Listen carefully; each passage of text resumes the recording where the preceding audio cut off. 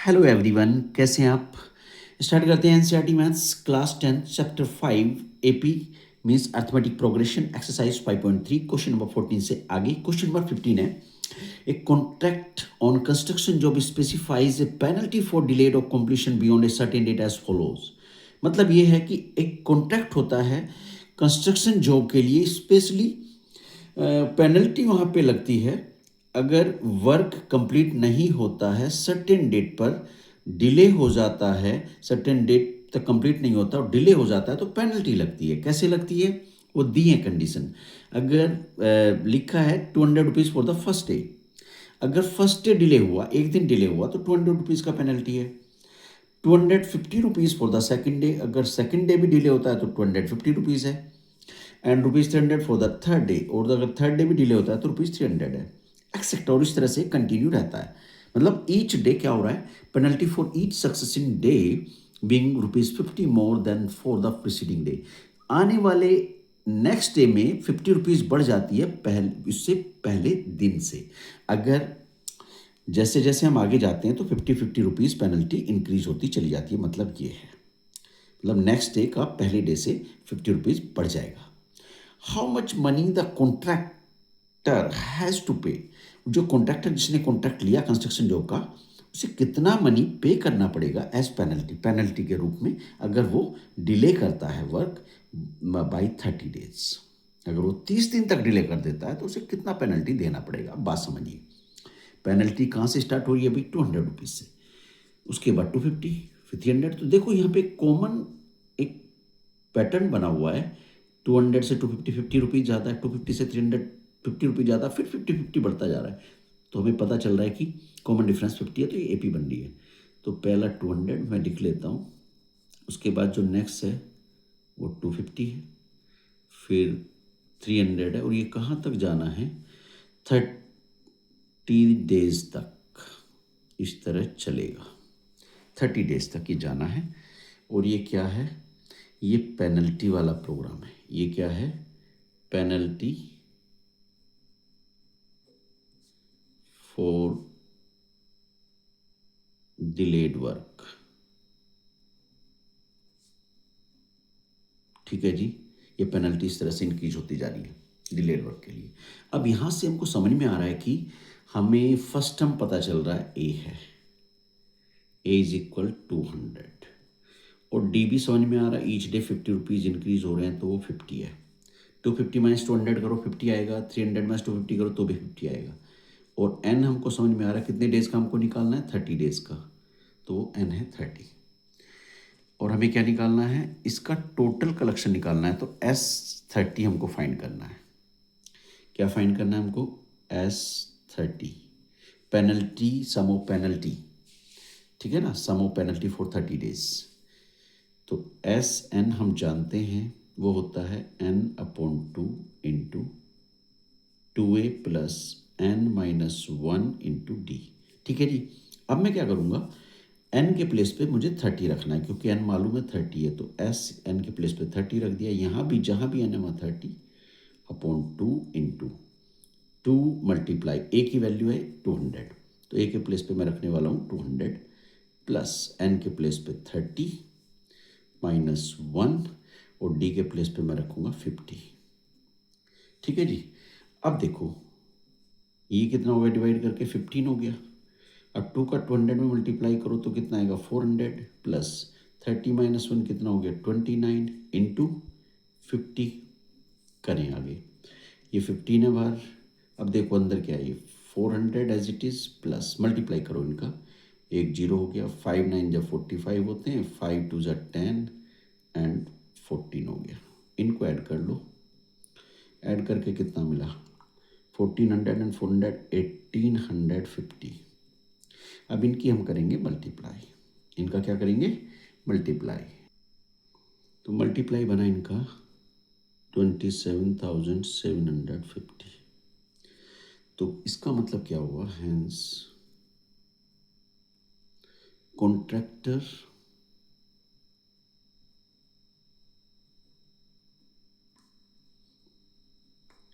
Has to पे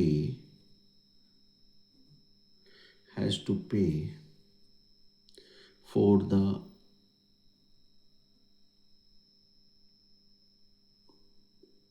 for 30 days delayed work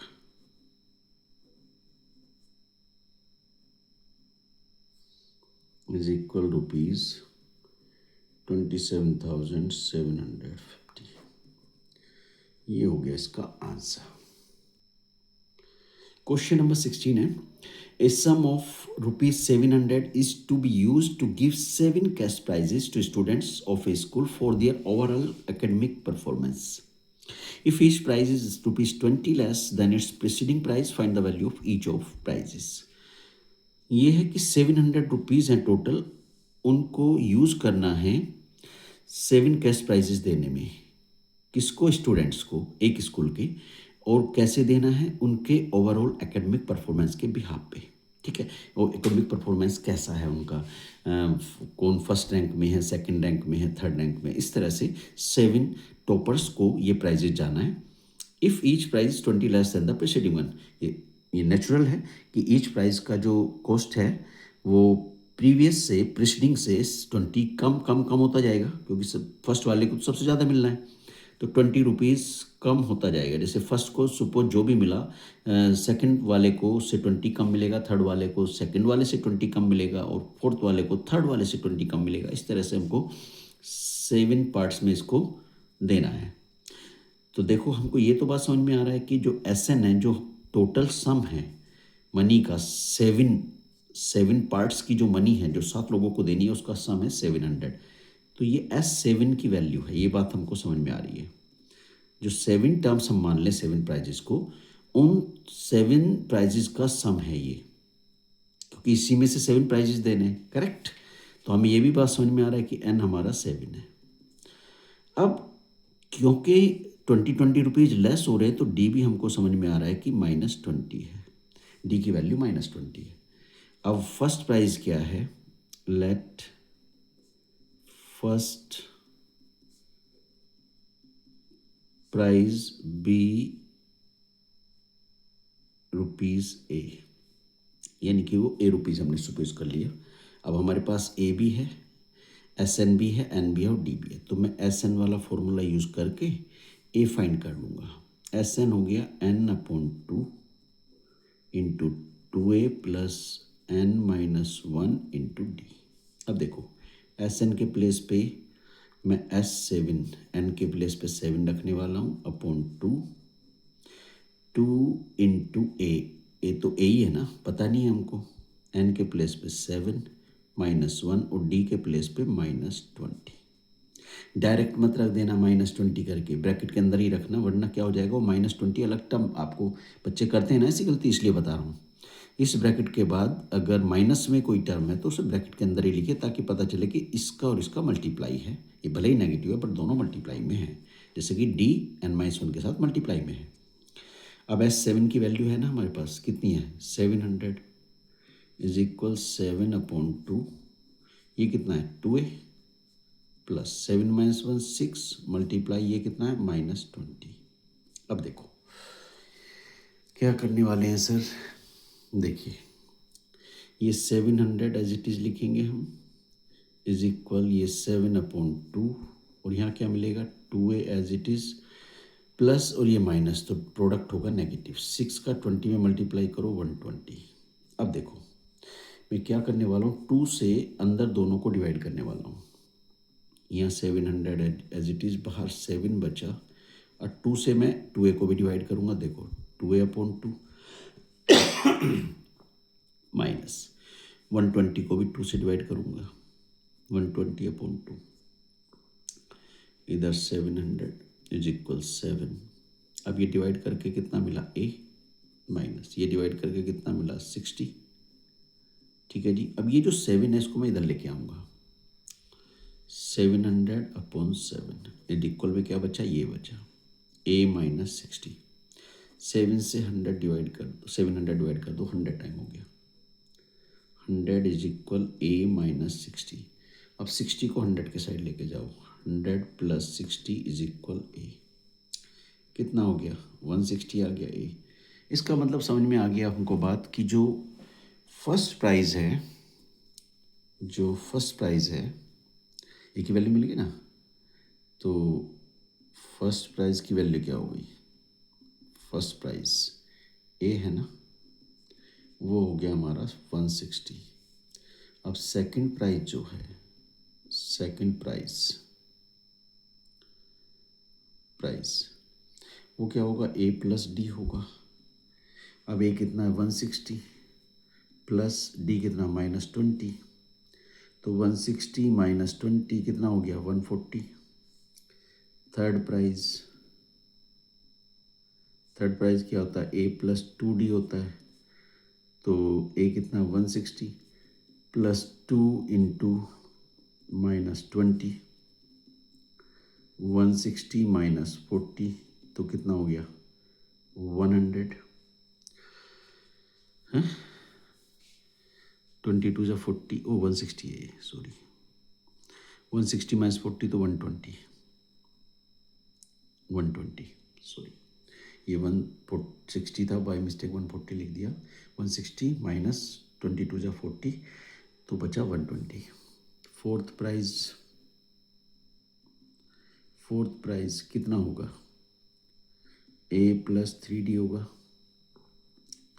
तो वो क्या होगा, ए 160 है प्लस 3 इंटू डी कितना है -20, तो ये हो गया 160 और इनकी मल्टीप्लाई करो तो माइनस में आएगी 60, सब्ट्रैक्ट कर लो तो कितना हो गया 100।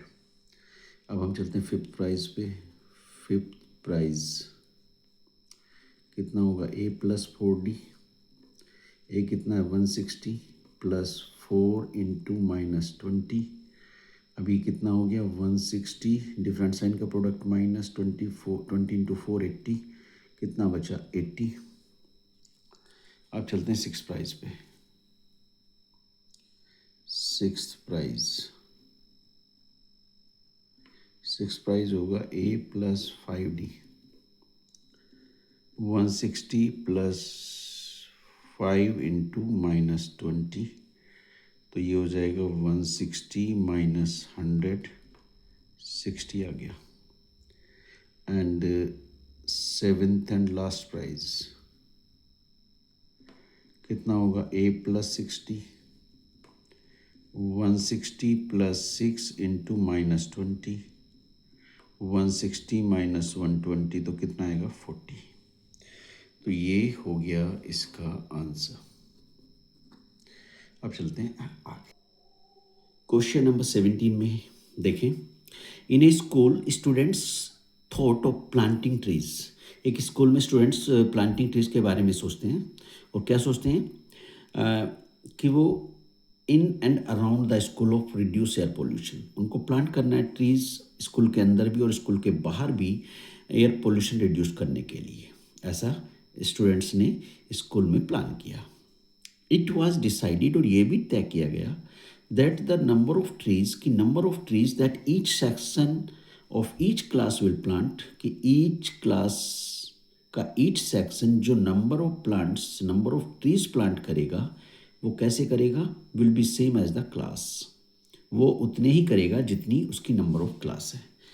हर क्लास का हर सेक्शन उतने ही ट्रीज प्लांट करेगा जितनी उसकी नंबर ऑफ क्लास है, इन विच दे आर स्टडिंग, मतलब जिसमें वो पढ़ रहे हैं, जो उसकी नंबर ऑफ क्लास है। That is A section of class first will plant 1 tree. अगर क्लास फर्स्ट है तो उसका ईच सेक्शन जो है वो एक ही प्लांट, चाहे उसमें 2 सेक्शन हो या 3 हो या 4 हो, हर सेक्शन एक एक ट्री ही प्लांट करने वाला है। And each section of second class will plant 2 trees, और क्लास सेकंड का ईच सेक्शन 2 ट्री प्लांट करेगा। इस तरह से 12 तक कंटिन्यूस होगा। ऐसे ही क्लास थर्ड का ईच सेक्शन 3 ट्री प्लांट करेगा। क्लास फोर्थ का ईच सेक्शन जो है वो 4 ट्री प्लांट करेगा। और यहाँ ये भी दिया है कि जो 3 सेक्शन हैं हर क्लास में, अब बात समझिए, तो टोटल कितने ट्री वहाँ स्टूडेंट्स ने प्लांट किए। सबसे पहले हम क्लास 1 की बात करें, कितने सेक्शन है वहाँ पे 3। अब हर सेक्शन से कितने ट्री प्लांट होने, 1, तो क्लास 1 से 3 हो गए भाई। फर्स्ट सेक्शन से 1 हो गया, सेकंड से 1 हो गया, थर्ड से 1, क्योंकि हर क्लास से एक उतना ही ट्री प्लांट होगा जितना वो क्लास है। क्लास फर्स्ट है तो हर सेक्शन से एक एक होगा, क्लास सेकंड है तो दो दो होंगे। तो अब यहाँ पे 3 सेक्शन है क्योंकि, तो क्लास फर्स्ट से हो गए 3। अब क्लास सेकंड में आ जाओ, हर सेक्शन से दो दो होना है और 3 सेक्शन है तो 6 हो गया। क्लास थर्ड में आ जाओ, हर सेक्शन से 3 3 होना है, 3 3 जा 9। फोर्थ में आ जाओ, हर सेक्शन से 4 4 होना है, 4 3 जा 12 एंड सो ऑन। 12 तक जाना है हमको और एक सेक्शन से अब कितना होना है, 12 होना है, तो 12 3 जा 36, लास्ट 36 है। अब हमको समझ में आ रहा है कि यहाँ पे जो ए है वो 3 है, डी जो है वो भी 3 है। देख लो, 6 माइनस 3 करो या 9 माइनस 6 करो या 12 माइनस 9 करो। और जो एल है वो भी हमको पता है 36 है और एन भी हमको पता है 12 है। अब हमको क्या फाइंड करना है, एस एन। एस एन होता है एन अपॉन 2 ए या ए प्लस एल भी होता है, उसी से कर लेते हैं क्योंकि एन तो हमको पता ही है, ए प्लस एल ये भी तो होता है। अब एस एन का मतलब है S12, एन के प्लेस पे 12 अपॉन 2, ए की वैल्यू 3 और एल की वैल्यू 36। अब देखो 2 से 12 को डिवाइड कर दिया 6 टाइम होगा, इनटू इनको ऐड कर दो, कितना हो गया 39।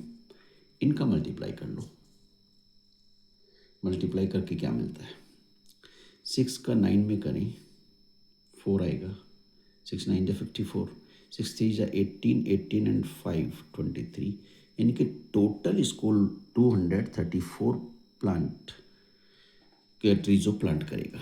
तो लिख देंगे यहाँ पे hence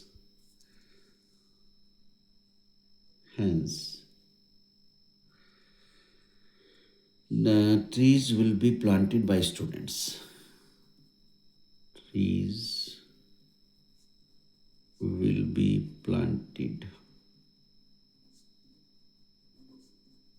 by students is equal 234। ये हो गया इसका आंसर। चलते हैं नेक्स्ट वाले पे। क्वेश्चन नंबर 18 में spiral is made up of conjugative semi circles. एक स्पायरल की फॉर्म है जिसमें सक्सेसिव सेमी सर्कल्स हैं with centre alternately at A and B. जो उनके सेंटर्स हैं वो ए और बी, एक ए पे बनेगा एक बी पे बनेगा अल्टरनेटली, एक बार ए पे सेमी सर्कल बनेगा एक बार बी पे। 2 पॉइंट है स्टार्टिंग विद सेंटर एट ए। और कहाँ से शुरू हो रहा है, फर्स्ट जो सेंटर ए बन रहा है रेडियाई 0.5, फिर जो बी बनेगा उसका रेडियस 1 है, फिर ए पे 1.5, फिर बी पे 2 एंड इस तरह से फिर ए पे आएगा 2 पॉइंट, इस तरह से कंटिन्यूसली जा रहा है। ये फिगर में गिवन है 5.4 फिगर है। What is the total length of such A spiral made up of 13 conjugative semi circles. जो 13 लगातार सेमी सर्कल्स से स्पायरल्स बनी है उसकी टोटल लेंथ पूछिए। अब देखो कैसे, ये एक लाइन है, यहाँ पे पॉइंट ए लिखा है और यहाँ पॉइंट बी है। अब देखो यहाँ से एक सेमी सर्कल सेंटर ए लेके सेमी सर्कल बना इस तरह से, तो इसको बोल दिया गया L1। अब उन्होंने क्या किया, बी को लिया सेंटर, अब बी को लेके एक सेमी सर्कल और बना दिया, तो ये बना L2। ये जो सेमी सर्कल है इसको बोला L2 यहाँ से यहाँ तक। अब क्या है, ए को लिया उन्होंने सेंटर, तो अब जो सेमी सर्कल बना वो ये बना, इसको दे दिया L3 नेम। अब बी को लेके सेमी सर्कल बनेगा तो इसको दे दिया L4, इसको क्या दे दिया ना L4 है। और इस तरह से कंजुगेटिवली चल रहा है, ठीक है ना। अब ए से देखेंगे तो इधर बनेगा L5 और इस तरह से चलता चला जाएगा। इस तरह से 13 सेमी सर्कल मिला के एक स्पायरल फॉर्म बन रही है। करेक्ट, आई होप समझ आ गई होगी बात। तो यहाँ से सेंटर ए से ही जो रेडियस थी ये कितनी थी, 0.5 थी। तो मैं पहले L1 फाइंड करूँगा, L1। ठीक है, चलिए शुरू करते हैं। देखिए L1 फाइंड करने से पहले मैं कुछ चीज़ें और क्लियर कर देता हूँ। जो फर्स्ट सेमी सर्किल है उसकी रेडियस है R1 मान लेते हैं, वो है 0.5 और वो कहाँ पे बन रही है? एट सेंटर ए, एट ए मैं लिख रहा हूँ। और एट बी पे जो है वो दूसरी बनेगी R2, वो कितनी दे रखी है? 1। अब एट ए पे तीसरी बनेगी R3 जो कि कितनी है? 1.5। और जो एट बी पे फोर्थ बनेगी, उस जो सेमी सर्किल बन रहा है उसकी रेडियस कितनी हो जाएगी? 2। एंड इस तरह से बढ़ती चली जाएगी ये। जो फिफ्थ बनेगी वो ए पे, सेंटर ए होगा उसका, तो वो सेमी सर्किल जो बना वो उसकी जो रेडियस होगी वो होगी 2.5। समझ आ गई बात? तो इस तरह से ये चलता जाएगा। अब देखो L1 क्या होगा। अब हम L1 की बात करेंगे। L1 हो गया हमारा πr1। क्यों? L जो सेमी सर्किल की लेंथ है, L क्या है? देखो L क्या है? L इज, वो 1 हो, 2 हो या 3 हो, L is the length of semi circle. L is the length of semi circle. ठीक है, L is the length of semi circle. अब सर्किल की लेंथ, सेमी सर्किल का मतलब है सेमी सरकमफ्रेंस। सेमी सर्किल का मतलब है सेमी सरकमफ्रेंस, सेमी सरकमफ्रेंस, ये मतलब है लेंथ ऑफ सेमी सर्किल का मतलब है सेमी सरकमफ्रेंस। और देखो सरकमफ्रेंस क्या होती है? सरकमफ्रेंस क्या होती है? देखो सरकमफ्रेंस होती है, सरकमफ्रेंस को हम लिखते हैं 2πr। और अगर मैं सेमी सरकमफ्रेंस करूं, सेमी सरकमफ्रेंस करूं तो हाफ हो जाएगी इसकी। Semi circumference, circumference half of circumference, तो 2πr के अपोन में 2 आ गया, 2 से 2 कैंसिल हो गया, तो कितना मिला? πr मिला ना। इसलिए मैं बोल रहा हूँ जो L1 है वो सेमी सरकमफ्रेंस है, और फर्स्ट जो सेमी सर्किल है उसकी लेंथ सेमी सरकमफ्रेंस, तो πr1। पाई की वैल्यू बाद में रखेंगे, R1 रख लो। R1 कितना है? R1 है 0.5 मल्टीप्लाई 0.5, तो ये हो गया 0.5 पाई। अब हम चलेंगे L2 पे। L2 कितना है?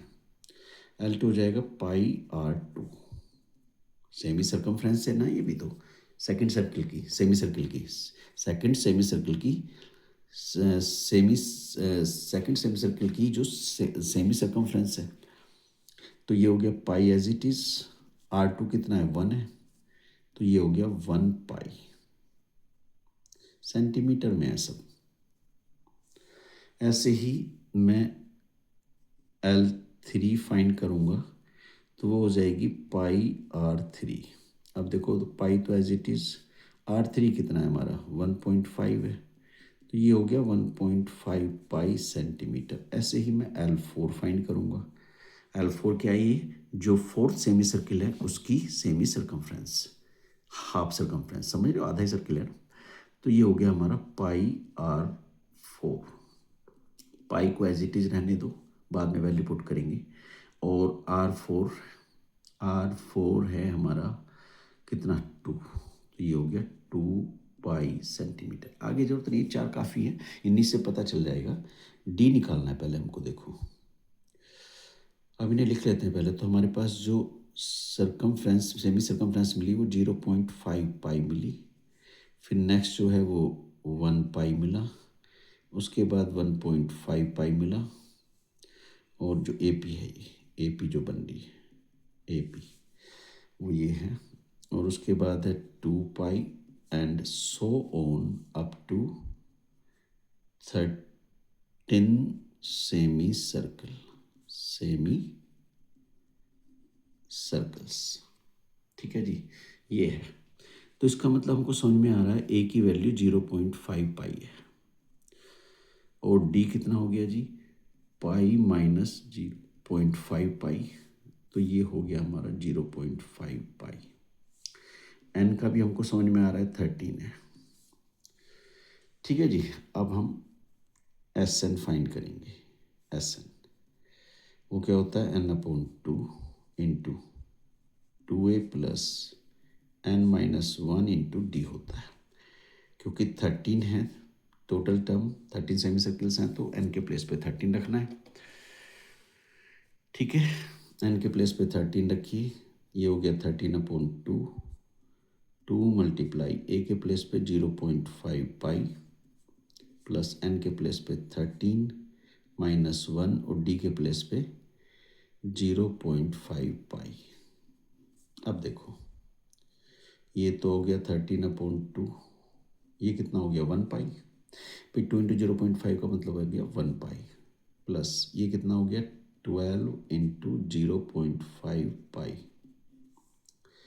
ये 13/2, ये 1 पाई, और ये कितना हो गया जी 12 का 0.5 पाई में मल्टीप्लाई करो तो ये हो गया 6 पाई।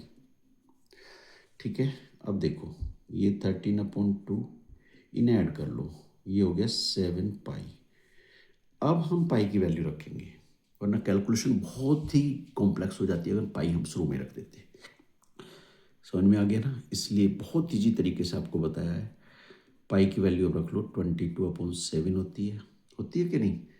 अब क्योंकि यहाँ जो पाई है वो हमने क्या रखा है 22/7 हमने पुट किया है पाई, तो 7 से 7 कैंसिल हो गया, 2 से 22 11 टाइम। अब क्या मिला हमको 13 मिला, मल्टीप्लाई 11 मिला, इनकी कर लो मल्टीप्लाई, कितना आएगा चलो आगे लिख देते हैं। 13 × 13, 13 × 13 14, 11 × 3 = 33, 11 × 1 = 11 एंड 3 14, इतने सेंटीमीटर। देखते हैं question number 19। 200 logs are stacked in the following manners। 200 logs को, logs होता है लकड़ी के जो डंडे होते हैं, वो 200 logs हैं, उन्हें इकट्ठा किया गया है इस तरह से, एक स्टॉक में रखा गया है, इस तरह से इकट्ठा किया गया है। कैसे कि 20 logs in the bottom row में, जो सबसे नीचे वाली रो उसमें 20 logs होने चाहिए।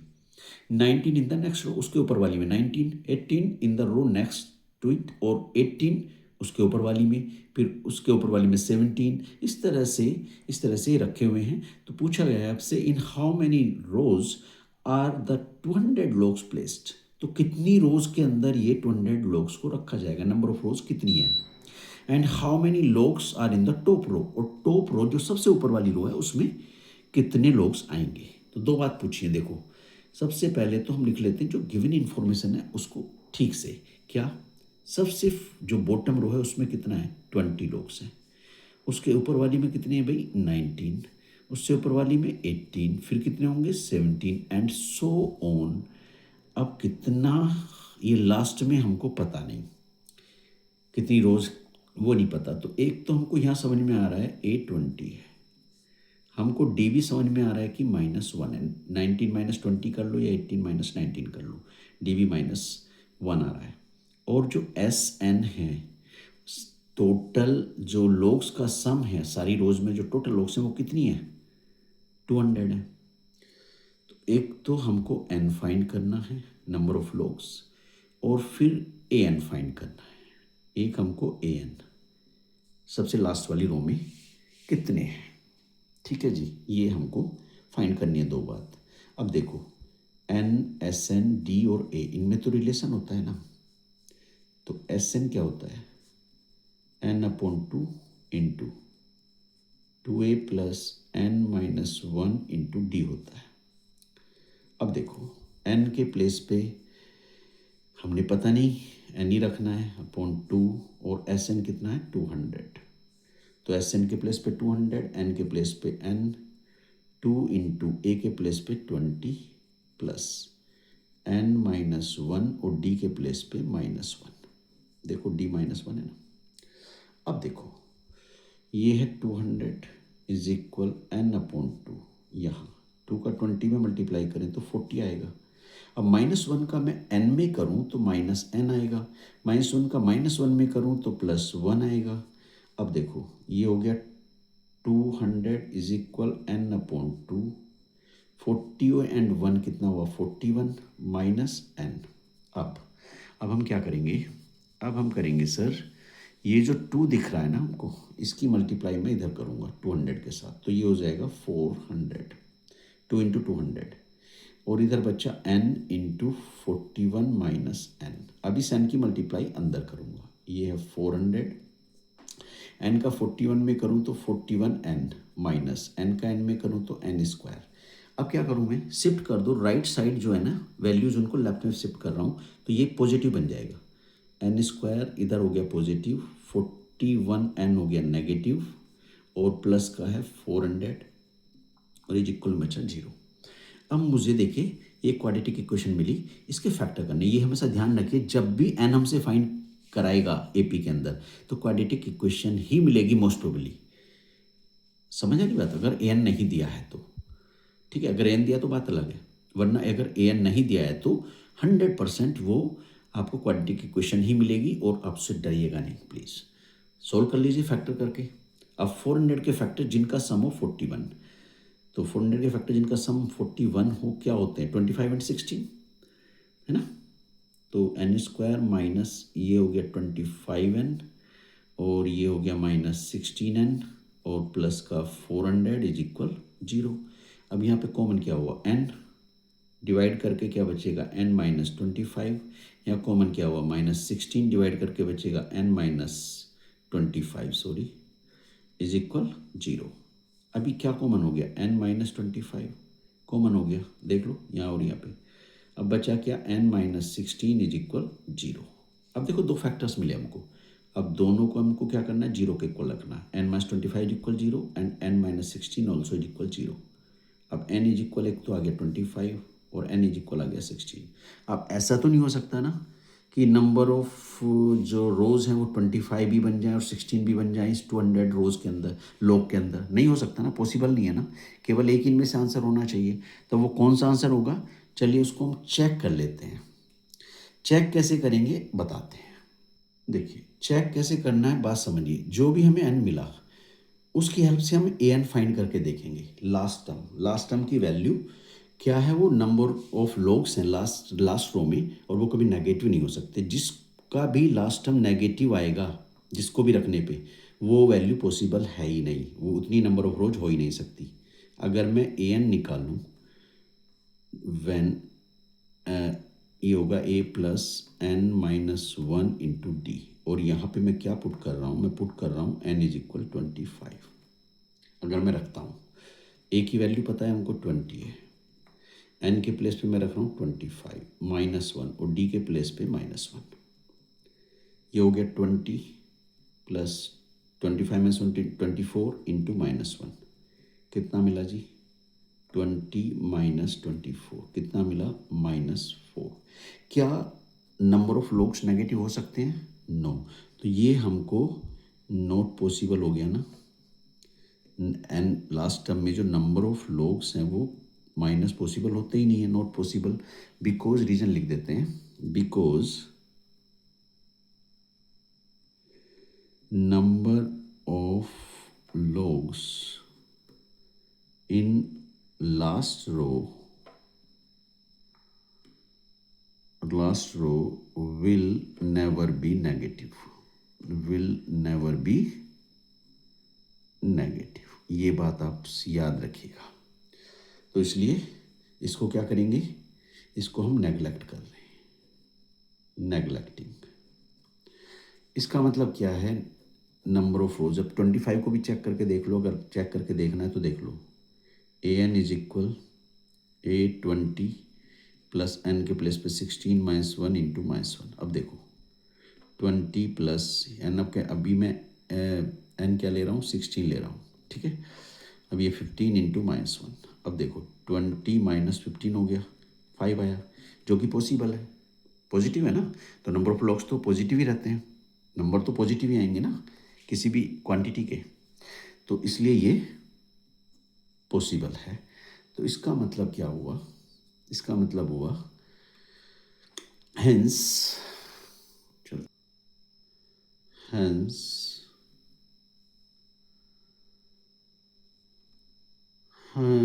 number of number of rose will be कितनी कितनी होंगी 16 नोट 25। ये इसका आंसर हुआ। नंबर ऑफ रोज 16 हो गई and number of rose number of logs in last या टॉप एक ही बात है, टॉप पे लास्ट है ना, लास्ट या टॉप रो, वो हम कैसे निकालना, ए एन फाइंड करना है। तो ए एन फाइंड कर चुके हैं हम वैसे, A plus N minus one into D से। अब देखो ये हम फाइंड कर चुके हैं ना पहले, ए की वैल्यू 20, एन की वैल्यू 16 माइनस वन और डी की वैल्यू -1। 20 प्लस 15 इंटू -1, 20 माइनस 15 कितना हो गया 5। ये हो गया इसका आंसर। ये पहले भी हम जब चेक कर रहे थे तब हमने फाइंड किया था। अभी क्वेश्चन नंबर 19 हो गया कंप्लीट। आई होप समझ आ गया होगा। बहुत अच्छा क्वेश्चन है, प्लीज़ इसको प्रैक्टिस करिएगा बार बार। कोई क्वेरी है तो प्लीज़ कमेंट में लिखिएगा। क्वेश्चन नंबर 20 है, in a potato race the bucket is placed at the starting point which is 5 metre from the first potato. देखो एक पोटैटो रेस है, पोटैटो रेस में बकेट प्लेस है स्टार्टिंग पॉइंट पे। तो मैं बना लेता हूँ सबसे पहले एक बकेट बना लेता हूँ। ये बना दी एक बकेट, ठीक है। अब ये एक पाथ बना दिया, ठीक है जी। अब जो कंडीशन है उसको हम इस पर मार्क कर देंगे। ये कह रहा है कि पोटैटो रेस तो है, उसमें एक बकेट स्टार्टिंग पॉइंट पे है एंड उसके बाद बोला which is 5 metre from the first potato. जो बकेट से फर्स्ट पोटैटो रखा है वो पोटैटो रखा है वो 5 मीटर डिस्टेंस पे सपोज यहाँ रखा है। तो ये डिस्टेंस कितनी है 5 मीटर यहाँ से यहाँ तक। And the other potatoes are place 3 metre apart in a straight line. और बाकी जो पोटैटोज हैं 3 मीटर हैं यहाँ से फर्स्ट पोटैटो से। ये वाला सेकंड वाला ये 3 मीटर डिस्टेंस हो गई। फिर जो नेक्स्ट है वो भी यहाँ से 3 मीटर डिस्टेंस पे हो गया। नेक्स्ट से ये भी 3 मीटर डिस्टेंस पे हो गया, ठीक है जी। ये इस तरह से रखे हुए हैं और आगे ये इसी तरह कंटिन्यू हो रहा है, ठीक है। चलिए तो अब इसने बोला क्या है आगे, there are 10 potatoes in a line. अब बात समझिए, एन हमको पता चल गया 10 है, उसको 10 पोटैटोज पिक करने हैं। Competitor starts from the bucket, यहाँ से स्टार्ट किया। पिक अप द नियरेस्ट, तो 5 मीटर चला, पिक किया पोटैटो को एंड रन्स बैक और वापस आया बकेट तक। तो 5 चला फर्स्ट पोटैटो उठाने में और वापस आया बकेट तक। तो 5 + 5 10। तो ए की वैल्यू जो मुझे समझ में आ रही है यहाँ पे 5 जाना फर्स्ट पोटैटो तक, 5 आना 10 मीटर है, ठीक है जी। तो मैं ऐसा बना लेता हूँ, ये एक एपी बना लेता हूँ। सबसे पहले 10 मीटर गया वो। अब देखो जरा सेकंड पोटैटो के लिए यहाँ से इसको ड्रॉप करके फिर वापस जा रहा है वो, बोला ना उसने। And runs back pick up the next potato, runs to the bucket to drop it. और वो नेक्स्ट पोटैटो को उठाएगा, वहाँ फिर वापस आएगा बकेट में डालेगा। ये इस तरह से सी continuously same way until all the potatoes are in the bucket. वो कंटिन्यूसली ऐसे ही करता रहेगा। पोटैटो उठाएगा वापस आएगा बकेट में डालेगा, फिर जाएगा पोटैटो उठाएगा वापस आएगा बकेट में डालेगा। इस तरह से 10 पोटैटोज उसको उठाने हैं। तो एन तो 10 हो गया। तो फर्स्ट पोटैटो के लिए डिस्टेंस हो गई 10 क्योंकि 5 गया 5 वापस आया। और नेक्स्ट पोटैटो यहाँ से कितनी दूर है 5 + 3 8। तो यहाँ से यहाँ तक 8 जाएगा वो, फिर 8 ही वापस आएगा। तो कितना हो गया 16। अब देखो ज़रा, अब यहाँ से थर्ड पोटैटो के लिए जाएगा, यहाँ से यहाँ तक जाएगा वो। तो 5 + 3 + 3 कितना हो गया 11 और 11 ही वापस आएगा। तो कितना चला 22। कितना बढ़ रहा है 6 बढ़ा, फिर 6 बढ़ा, अभी भी 6 बढ़ेगा। तो नेक्स्ट हो जाएगा 28 एंड सो ऑन 10 पोटैटोज तक का डिस्टेंस हमको लेना है। 10 पोटैटोज उठाने तक की टोटल कितनी डिस्टेंस कवर की है। अब सारी बात हमको समझ में आ गई। ए 10 हो गया। अब डी भी मुझे समझ में आ गया। डी कितना हो गया 6 हो गया। तो मैं निकाल सकता हूँ ना टोटल डिस्टेंस। एस एन वाला फॉर्मूला हमको अप्लाई करना है। सिंपल है बिल्कुल, क्वेश्चन ही बड़ा है, बाकी सॉल्यूशन बहुत आसान है, हमें स्केल और डायग्राम को समझना है, और वो आप आई थिंक समझ में आ गई होगी बात। तो एस एन इज इक्वल क्या है, n upon 2 into 2a plus N minus 1 into d. अब देखो, मुझे एस टेन फाइंड करना है, एन के प्लेस पे मैं 10 लिखने वाला हूँ अपॉन 2 इंटू ए की वैल्यू 10 प्लस एन के प्लेस पे 10 माइनस 1 और डी के प्लेस पे 6। ठीक है जी। अब 2 से 10 को डिवाइड कर दूँ तो 5 मिलेगा। 2 की 10 में मल्टीप्लाई 20 प्लस 10 माइनस 1 9 मल्टीप्लाई 6। अब कितना हो गया ये, 5 इंटू 20 प्लस 9 का 6 में मल्टीप्लाई 54।